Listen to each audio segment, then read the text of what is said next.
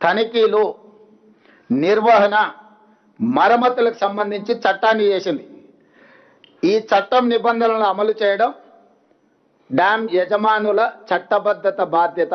అంటే డ్యామ్ యజమానులు అంటే తెలంగాణ రాష్ట్రంలో Srisailam, Nagarjuna Sagar, SRSP, Medigadda, Annaram, Sundilla or any other dam Telangana రాష్ట్ర ప్రభుత్వం యజమాని. కేంద్ర ప్రభుత్వం చేసిన చట్టం డ్యామ్ సేఫ్టీ యాక్ట్ 2021 ప్రకారం పర్యవేక్షించే బాధ్యత ఎన్డీఎస్ఏది. వాళ్ళు ఇచ్చిన సలహాలు, సూచనలు, వాళ్ళ ఆదేశాల మేరకు బాధ్యత నిర్వహించాల్సింది రాష్ట్రాలది. అందుకే 2022లో 2023లో జరిగిన ప్రమాదాన్ని తక్షణమే ఎన్డీఎస్ఏ విజిట్ చేసింది. 2022 కంటే ముందు ఏవైనా డ్యామ్లు కానీ ప్రమాదాలు కానీ ఏదైనా జరిగితే అప్పుడు ఈ చట్టమే లేదు, ఈ అథారిటీయే లేదు. ఈ అథారిటీని పార్లమెంట్ చట్టం చేసిందే డిసెంబర్ 30, 2021 నాడు. అది అమల్లోకి వచ్చి వాళ్ళ క్షేత్రస్థాయిలో పనిచేయడానికి ఎక్కడైనా ఒక చట్టం చేసిన తర్వాత అమలు చేసి క్షేత్రస్థాయిలో దాని ఆఫీసర్లను ఎగ్జిక్యూటివ్ ఆర్డర్స్ ఇచ్చుకోవడానికి కనీసం 3-4 నెలలను పడుతుంది కదా. సో 2022 నుంచి పనులు ప్రారంభించి 2023 అక్టోబర్లో తెలంగాణలో జరిగిన మేడిగడ్డ బ్యారేజ్ యొక్క ప్రమాదాన్ని వాళ్ళు తక్షణమే విజిట్ చేశారు. వాళ్ళు విజిట్ చేసి పూర్తిగా దీన్ని పరిశీలించి కొద్ది రోజుల్లోనే ప్రిలిమినరీ రిపోర్ట్ ఇచ్చారు, తర్వాత ఫుల్ రిపోర్ట్ ఇచ్చారు. దాంట్లో వాళ్ళు చెప్పింది ఏంది, ప్రాథమిక నివేదికలో 7వ బ్లాక్ పిల్లర్లు అక్టోబర్ 24 నాడు 19వ పిల్లరు దాదాపు 1.2 మీటర్లు కుంగిపోయింది. దీనికి ప్రధానమైన కారణం ప్లానింగు, డిజైనింగు, కన్స్ట్రక్షన్, మెయింటెనెన్స్ లోపాలు ఉన్నాయి, అందుకే పిల్లర్లు కూలిపోయినాయని. అదేవిధంగా ఈ బ్లాక్ దెబ్బతినడం వల్ల 7th బ్లాక్ దెబ్బతినడం వల్ల మొత్తం ప్రాజెక్టు మీద ప్రభావం చూపించింది. కాబట్టి ఈ బ్యారేజ్లో నీళ్లు నింపడానికి వీలు లేదు, నీళ్లు నింపితే ప్రమాదం అని చెప్పి ఇచ్చారు వాళ్ళు. ఫస్ట్ ప్రాథమిక నివేదిక ఇచ్చారు, తర్వాత ఫైనల్ రిపోర్ట్ ఇచ్చారు. ఈ ఫైనల్ రిపోర్టు 365 పేజీలు ఉంది టోటల్గా. ఈ 365 పేజీలలో ప్రతి పేజీలో ఉంది. నేను కొంత సారాంశం చెప్తా, మీకు ఈ కాపీలను కూడా మీకు అందజేస్తా. ఫైనల్ రిపోర్ట్ 24 ఏప్రిల్ 2025 నాడు ఫైనల్ రిపోర్ట్ ఇచ్చారు. వివిధ పరీక్షలు క్షేత్రస్థాయిలో నిపుణులు పరిశీలించిన అనంతరం ఎన్డీఎస్ఏ తుది నివేదిక ఇచ్చింది. అందులో మేడిగడ్డ, అన్నారం, సుందిల్ల బ్యారేజు నీటి నిల్వకు అనుకూలం కావని తేల్చి చెప్పింది. పేజీ నెంబర్ 346 పేజీలో మేడిగడ్డ బ్యారేజ్ 7వ బ్లాక్ నష్టం వల్ల బ్యారేజ్ నుంచి నీటి మళ్లింపు పనికి రాకుండా పోయింది. ఈ నివేదికలో 346 పేజీల స్పష్టంగా 7th బ్లాక్ డ్యామేజ్ అవ్వడం వల్ల నీటిని నింపడం కానీ నీటిని మళ్లించడం కానీ కుదరదు. దీనివల్ల మొత్తం ఎంటైర్ మేడిగడ్డ బ్యారేజ్ దెబ్బతిన్నదని చెప్పింది. 352 పేజీలో అన్నారం బ్యారేజ్ తీవ్రంగా దెబ్బతిన్నది, నీటి మళ్లింపు సురక్షితం కాదని చెప్పింది. 356 పేజీలో సుందిల్ల బ్యారేజ్ తీవ్రంగా దెబ్బతిన్నందున నీటిని మళ్లించడం సురక్షితం కాదని చెప్పింది. ఫైనల్గా ఎగ్జిక్యూటివ్ సమ్మరీలో 17th పాయింట్ 3 బ్యారేజీలు తీవ్ర నష్టాలను క్రోడీకరించింది, సమగ్ర పునరుద్ధరణ డిజైన్ అవసరమని స్పష్టం చేసింది. మొత్తం బ్యారేజ్ పటిష్టత, భద్రతపై సమగ్ర అంచనా వేసి ఇప్పుడున్న దుస్థితిని అరికట్టడానికి తక్షణ స్థిరీకరణ చర్యలను కూడా సిఫార్సు చేసింది ఇందులోనే. అంటే దీన్ని 3 బ్యారేజీలు నీళ్లు నింపడానికి కుదరదు. ఈ బ్యారేజీల నిర్మాణంలో చాలా లోపాలు ఉన్నాయి, వీటిని సరిదిద్దడానికి కూడా వాళ్ళు ఒక స్ట్రక్చరల్గా సజెషన్స్ ఇచ్చారు.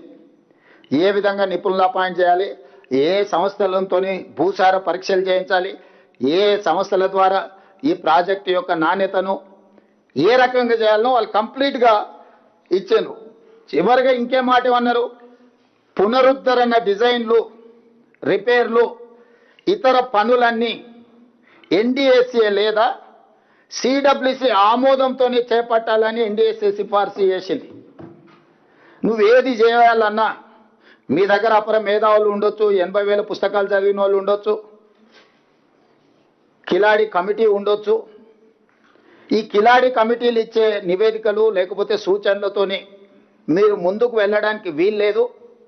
ఎవరిచ్చే సూచనలు పాటించాలంటే ఎన్డీఎస్ఏ లేదా CWC central water commission committee ఈ ఇద్దరిని పరిగణలోకి తీసుకున్న తర్వాతనే మీరు ఏ పని చేసినా కూడా దీన్ని ముందుకు తీసుకెళ్లాలని స్పష్టంగా చెప్పింది. ఇదే ఆ నివేదిక. ఈ మొత్తం నివేదిక 365 పేజీలలో ఇచ్చిన నివేదికలో మొత్తం కూలంకషంగా సారాంశాన్ని మొత్తం వడబోసి సమస్యలతో పాటు సమస్యల పరిష్కారానికి అవసరమైన సూచనలు అన్నిటిని కూడా ఇచ్చింది. దీన్నే బైబిల్, దీన్నే ఖురాన్, దీన్నే భగవద్గీతగా భావించి తెలంగాణ సాగునీటి పారుదల శాఖ తూచా తప్పకుండా ఎక్స్పర్ట్స్ కమిటీని అపాయింట్ చేసి ఈరోజు ఆ ప్రాజెక్టును పునరుద్ధరించడానికి అహర్నిశలు మేము ప్రయత్నం చేస్తున్నాం. ఇప్పటికిప్పుడు వీళ్ళు వచ్చేసి లేదు ఇప్పుడు ఆడ నీళ్లు పోతున్నాయి. వెనకటి కేసీఆర్ చెప్పాడు తలాబులో నీళ్లున్నా మన తాగడానికి నీళ్లు లేవు, కాలు అడ్డం పెడితే మొత్తం మన భూములు దడిచిపోతాయి. ఇంత దుర్మార్గం, ఇంత అన్యాయం ఉంటుందా అని తెలంగాణ ఉద్యమంలో చెప్పాడు. మనం కూడా అవును తల ఊపినాం, బాగానే ఉంది. అప్పుడు ఉద్యమం సందర్భం వేరు. ఆయన ఏం కథలు చెప్పినా, బుర్ర కథలు చెప్పినా, హరికథలు చెప్పినా మనం విన్నాం. సరే మనోడే కదా ఏదో ఒకటి కానీలే. ఇప్పుడు కూడా మళ్ళీ కొడుకు బయలుదేరాడు. ఆడ నీళ్ళు పోతున్నాయి, ఇక్కడ కన్నెపల్లె పంపులు ఉన్నాయి, మీరు ఎత్తురని. సరే తండ్రి అంటే చదువుకో ఏ లెవెల్లో చదివినో తెలియదు కానీ కొడుకు మళ్ళీ అమెరికాలో చదివినా, ఐటీ చదివినా అంటాడు. ఇవాళ నేను అడిగేది, ఇవాళ ఒక్కొక్క దాన్ని నేను వివరాలు చెప్పదలుచుకున్నాను. నీళ్లు వారినంత మాత్రాన కళ్ళ ముందల నీళ్ళు పోతుంటే ఎత్తనికి రాదు. పారుతున్న నీళ్ళని ఎత్తుకునే అవకాశం ఉంటే బ్యారేజీలు కట్టాల్సిన అవసరమే ఉంది నర్సింగ్. బ్యారేజీలు కట్టిందంటే పరిగెత్తుతున్న నీళ్లను నిలబెట్టాలి, నిలబెట్టిన నీళ్ళను ఎత్తాలి, ఎత్తిన నీళ్ళను తరలించాలి. ఇదే కదా లిఫ్టులు అంటే. పరిగెత్తున్న నీళ్ళను నిలబెట్టాలి, నిలబెట్టిన నీళ్ళని ఎత్తిపోయాలి. స్థూలంగా ఇంతే తెలుగులో. దానికోసమే బ్యారేజీలు కట్టారు. ప్రతి బ్యారేజ్కు వెనకాల ఒక పంప్ హౌస్ కట్టారు. ఆ పంపుల నుంచి లిఫ్ట్ చేసి తీసుకుంటున్నారు. ఇప్పుడు వాటి కథ కూడా చూద్దాం. మేడిగడ్డ బ్యారేజ్ నుంచి మాట్లాడుకుంటూ వద్దాం. మొదట మేడిగడ్డ, తర్వాత అన్నారం, ఆ తర్వాత సుందిల్ల, ఆ తర్వాత శ్రీపాద ఎల్లంపల్లి అక్కడ ఉన్నది. ఒక్కసారి మిత్రులను అటువైపు కూడా చూడమని. ఇది మేడిగడ్డ బ్యారేజ్. ఈ మేడిగడ్డ బ్యారేజ్ 89.5 మీటర్ల బెడ్ లెవెల్లో ఉంది. దీని క్రస్ట్ గేట్లు 90 మీటర్ల దగ్గర క్రస్ట్ గేట్లు ఉన్నాయి, 1 మీటర్ పైన. దీని వెనకాల 18.5 కిలోమీటర్ల వెనక్కి ఇక్కడ మీకు లక్ష్మీ పంప్ హౌస్, అదే కన్నెపల్లి పంప్ హౌస్. ఈడ బ్యారేజ్ ఉంటే బ్యారేజ్ నుంచి వెనక్కి 18.5 కిలోమీటర్ల దగ్గర ఇక్కడ మీకు అప్రోచ్ కెనాల్ ద్వారా ఈ నీళ్లను ఇక్కడికి తీసుకొచ్చి కన్నెపల్లి పంప్ హౌస్ నుంచి లిఫ్ట్ చేసి ఈ అన్నారం బ్యారేజ్కి యువతలు పోయాలి. ఇక్కడ చెప్తా మీకు, వాళ్ళ ఇష్టం, కెమెరా అవసరం లేదు, జస్ట్ వీళ్ళ అండర్స్టాండింగ్ కోసం. సో ఇక్కడ ఇది ఈడ 89.5 మీటర్ల బెడ్ లెవెల్ ఉంటే క్రస్ట్ గేట్లు ఇంకొక మీటర్ పైన ఉన్నాయి. ఈడ ఈ పంపులు పనిచేయాలంటే ఈడ 93.5 మీటర్ల లెవెల్ వరకు నీళ్లు నింపి పెట్టాలి. ఇట్లా ఉరుకుతున్న నీళ్ళు, ప్రాణహిత నుంచి ఇటు నుంచి వచ్చిన నీళ్ళు ఇట్లా పోతున్నాయి కదా, నీళ్లు ఉరుకుతున్నాయి కాబట్టి నీళ్లు 60,000 క్యూసెక్లు 70,000 క్యూసెక్లు పోతున్నాయి. దీన్ని గుంజుకోనికి పంప్ హౌస్ పనిచేయదు. ఈడ మినిమం లెవెల్ 93.5 మీటర్ల లెవెల్లో ఈడ గేట్లు దించి ఆపితే అప్పుడు ఈ పంపులతో లిఫ్ట్ చేయడానికి ఉంటుంది.